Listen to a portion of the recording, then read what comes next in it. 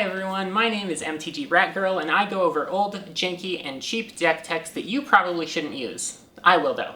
I'll use them anyway. Don't worry. Speaking of which, have you heard of the lovely Commander Precon upgrade series offered by the Command Zone channel? What about this similar series of videos done by Tolarian Community College?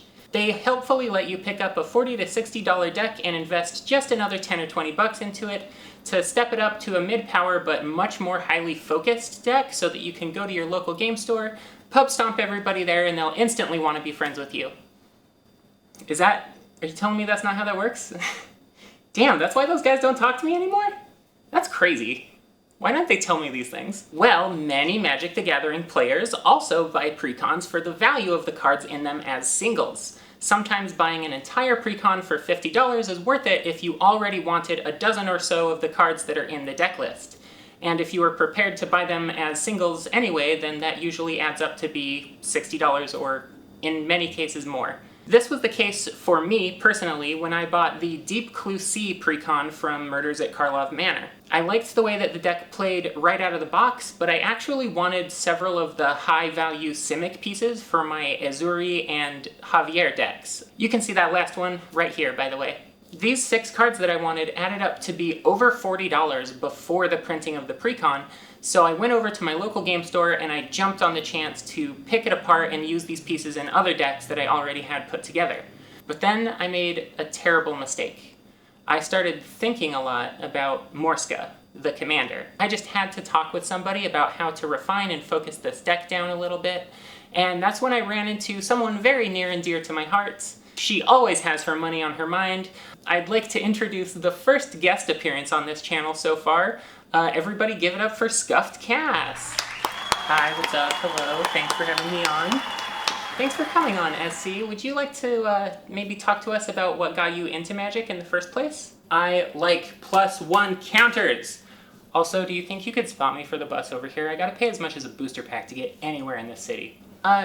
Yeah, I can get to it after we record. How about we talk about what we're doing with this pre-constructed deck? Okay, well, you've heard of a Precon upgrade, right? Yeah, we know about the Precons. Today, we are doing a Precon downgrade. Who needs $10 pieces of cardboard anyway? We're playing a list for the common person today. Have you ever tried playing this game on a retail budget? I actually haven't. I'm a freelance artist, so... Oh, I'm so sorry. That's a lot worse. Yeah. So if you like these videos, why don't you go to etsy.com/shop/doodlesbycast to pick up these new stickers that I just got in. I also have a lot of customized creature tokens. I've got these cute little power stones, fungus, and artifact creature incubator tokens. I also have a Patreon where you can throw me a couple bucks if you want. I don't have what you would call income or sponsors on this channel, so if you like the videos, the best way to keep them coming is by supporting me directly on Patreon or paying me for art elsewhere. Isn't that right, Scuffed Cass? Yeah, you can go get these things in your commander decks right now. Go do it. Get them on Etsy. Fuck yeah. I want to talk about win conditions now. All right, Jesus, God, fuck. I gotta pick all this shit up now. So, Scuffed Cass, what does our commander do in this silly twiddly little value pile anyway? She punches really hard. Well, the upside is that Morska is a fairly cheap commander at just 3 mana in Bant. She's only a 2/3, so she makes like a decent blocker, but... And she's a Fish Vidalkin detective instead of just being a merfolk, because Wizards hates fun. I got so many cool Simic mermaids from Ixalan like 2 months ago. Just let me relive my Lorwyn days, Wizards, please, for the love of God. I couldn't agree more. Anyway, Morska... Pick it up! Pick it up! Pick it up! Morska, like more ska. Morska, get it? Makes us a clue token at the beginning of each of our turns. She also rewards us for cracking these clues during our turn by letting us put 2 +1 counters on her whenever we draw a second card for the turn. The Precon is designed to use tools like Tezzeret, Betrayer of Flesh, to crack this clue for free every turn, or by using like Wilderness Reclamation to make sure that you always have enough mana to crack 2 or more during an opponent's turn and make Morska bigger as a combat trick.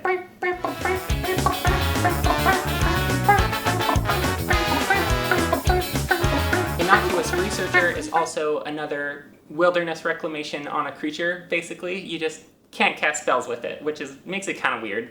So our first plan here is to do exactly what the Precon intended, but in a more focused way, right? Yeah, so instead of making a bunch of clue tokens and drawing off of those, we're going to load up on every spell that draws 2 cards. We want to do it at instant speed too, because like Divination and Quick Study are basically the same price anyway. This way we can pump up the fish, pump it up during everybody's turn, not just ours. And that's extra good because card draw is doubling as a combat trick for us. The instant speed draw spells that can bulk up the knockoff mermaid include Thirst for Meaning, Thirst for Discovery, and Frantic Search. Artificer's Epiphany and Perilous Research are also basically like a draw for free. We eliminate their downside completely by always having a clue token on the board, right? And Return of the Wild Speaker gets much better the bigger our commander gets. Yeah, that card is like $3 for a single though. So Prime Speaker Zagana does basically the same thing if you want to pay less money and more mana. Now, Scuffed Cast. I don't know if you've heard this before, but drawing cards in this game is pretty good on its own, I've heard. They all cost money though, ugh.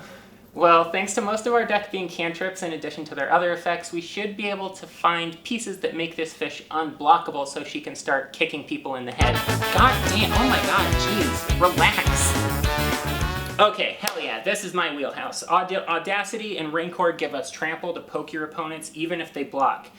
And they each replace themselves when Morska gets targeted. And this is a Voltron strategy, remember? So that is a when, not an if. People are going to hate on you, and like you kind of deserve it, to be honest. Like, let's be real. Whatever, idiot. They're just mad because my mermaid is bigger and cooler than them. Ready to form Voltron. Activate Interlock. We also get Duelist Heritage and Mercfiend Liege to make her even bigger, and help them block and attack every round. Aqueous Form, Private Eye, and Thassa are here to make our commander unblockable. Blue is really good at that, turns out. And Pippin, Guard of the Citadel, can help protect Morska from creatures or any other removal spell that will definitely come her way. Some other fun tools that we can find in case our commander gets hooked and gutted over and over again. She won't though, she won't get targeted, she's great. Okay, well just in case, we have Triskaidekaphile over here rewarding us for having just copious amounts of card draw spells, and Rise and Shine, which lets us use all of these clue tokens that we're saving up to like swing in and win the game out of nowhere when we cast it for its overload cost. Rise and Shine is the most useful a clue token has ever been, in my opinion. Timmy Squad, let's go, represent. Hell yeah. Yeah, we should talk about other ways to draw without cracking the clue tokens, because those are really helpful for a win condition, for real. Okay, now I love the Monarch cards in this deck specifically because they add this element of politicking and make people carefully choose who they're swinging into and when. Sometimes even when people should be swinging into you every turn, someone else is good at stealing the Monarch from you, so they take some of that heat off your back, even though it's like obvious that a commander with 10 or more power is the threat at the table. Yeah. It helps that this mechanic was printed in a bunch of commander sets so you can find the singles everywhere too. And I should mention, for people who have a life, the Monarch is like an emblem that you get that lets you draw an extra card during your end step. There can only ever be one of them, and if you deal combat damage to the person with the Monarch, you take it from them. That's right. So a great example of this is Palace Jailer, which is like a removal spell that incentivizes people to let you stay the Monarch. You want to be snagging the scariest thing on board with it anyway, so hopefully this will just like make people hesitate into swinging into you because they don't want to see that thing hit the table again. Keeper of Keys also lets you get Morska in for free, even though it's like the priciest thing on our list. Fealty to the Realm from Lord of the Rings Commander takes the most problematic thing on board and makes it not your problem anymore, which is often better than outright removal in my opinion. It's a lot more fun to pick out a huge threatening creature and make the other 3 players fight over it while you get to just like kick back with a drink and watch. Also, Court of Bounty goes from ramp, which is really good, to a free creature every turn, which is like a frankly disgusting effect for green decks to have.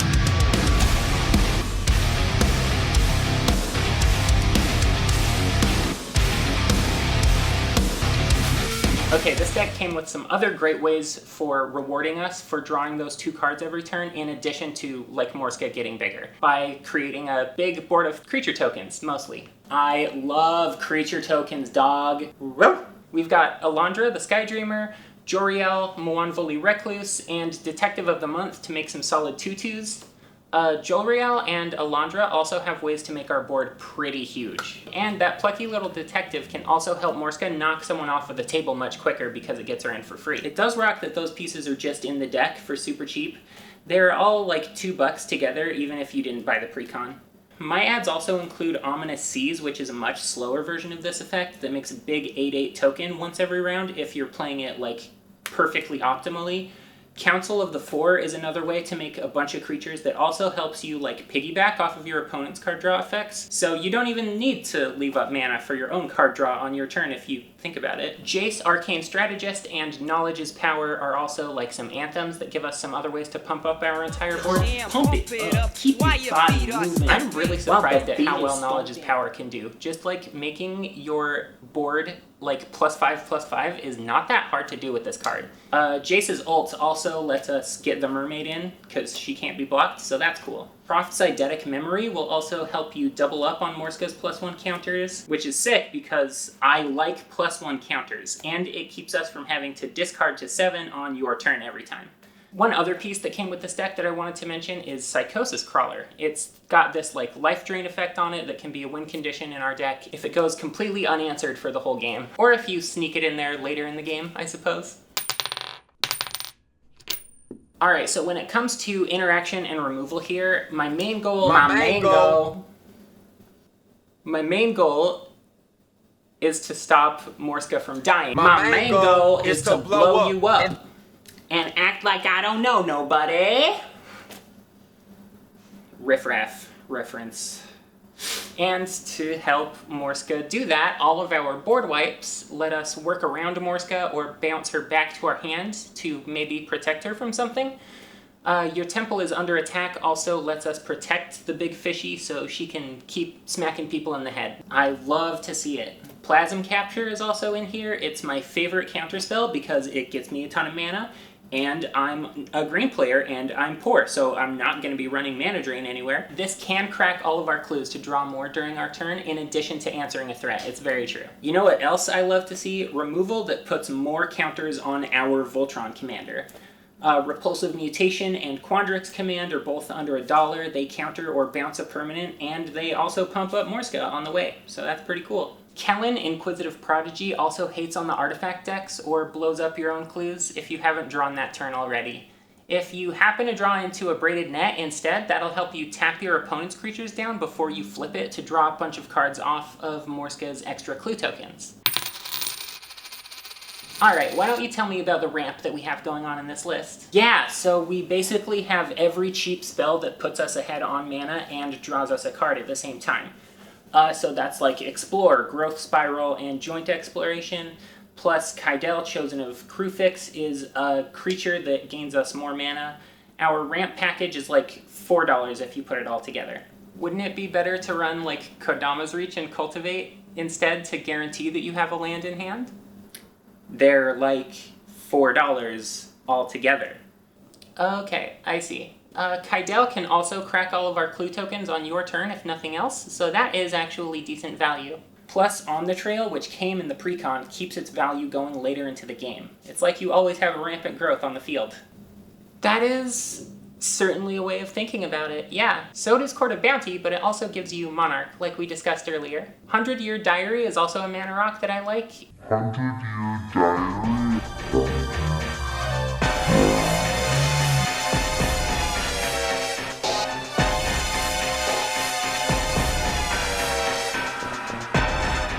It makes blue for counter spells as long as you keep those clues around and don't, like, crack them immediately. We've also got some extra utility in our land base, which I, Scuffed Cass, love to see. The cycle lands are always nice to see late in the game since they're like a clue token in your hand instead of on the field.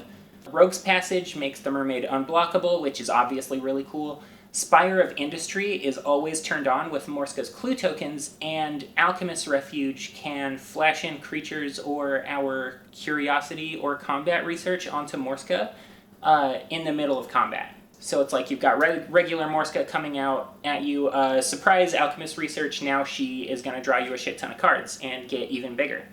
We also, of course, have the Signets and the Soul Ring that came with the Precon. Boo! Boring! Also $3 for Soul Ring. Boo! Okay, so what should people do if they do want to be more focused around Morska but don't, like, actually mind the price of the Precon in the first place? Sorry, what? I was having a panic attack about the idea of overdraft fees. Yeah, you know what? Never mind. So, if you actually don't want to run Prince Imrahil or Jolriel, then Min, Wily Illusionist, and Teferi, Temporal Pilgrim are much better payoffs for drawing 2 cards every turn. They make tokens that start off small but have the potential to snowball just by themselves and win the game without Morska's help at all. The only problem? $9. The problem is $9 for a piece of cardboard that I could literally print at home. That's wild. Rishkar's Expertise is also a great but expensive payoff for growing Morska. It's not in the main deck because Return of the Wildspeaker is at instant speed, which is always better for our commander especially. We want to be drawing those cards and growing the commander during other people's turns, not just our own. That's a win more card anyway. If Morska's big enough to draw you a meaningful amount of cards, then you're probably close to swinging in with the commander and winning anyway. Arcane Denial as a counterspell and Lauren of the Third Path are good removal cards that let you draw in an arguably kind of group hug way if you squint your eyes at it. Lauren is $5, but she was reprinted in one of the other precons from this set, so you might be able to get her for a little bit cheaper right now.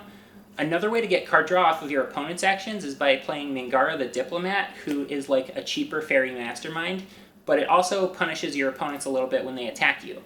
And finally, Jace, Wielder of Mysteries, is a win condition if you want to go all in on drawing your whole deck.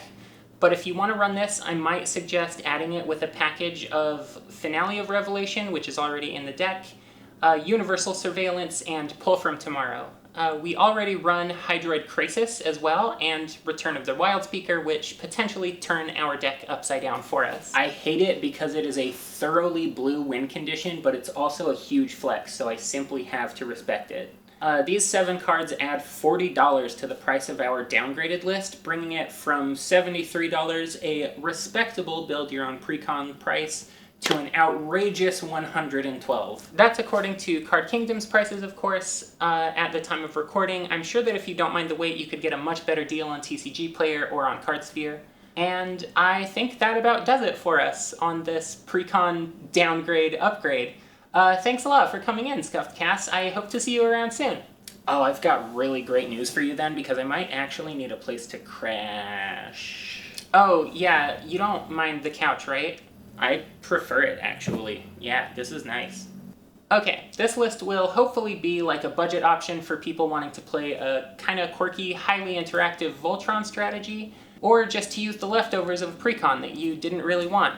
You hate seeing it go to waste, right? I know the feeling. Oh my god, that's warm. Did you get that from my kitchen? Yeah, somebody left it on the counter half empty. Crazy. Alright, you know what? Video over. Okay, bye. Bye.